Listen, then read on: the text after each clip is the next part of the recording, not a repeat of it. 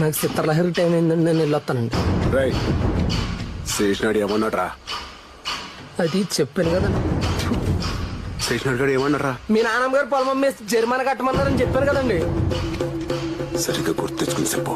నాకు ఎంత గుర్తుంది, నేను వెళ్తానండి. రై శేషనాడు గారు ఏమన్నాడు సరిగ్గా గుర్తెచ్చుకుని చెప్పు. మా అమ్మ వద్ద ఉంది, నేను వెళ్తానండి. సంపెత్తాను నొకడుగా. మా నాన్న శేషనాడు గారు ఏమన్నాడో సరిగ్గా చెప్పు.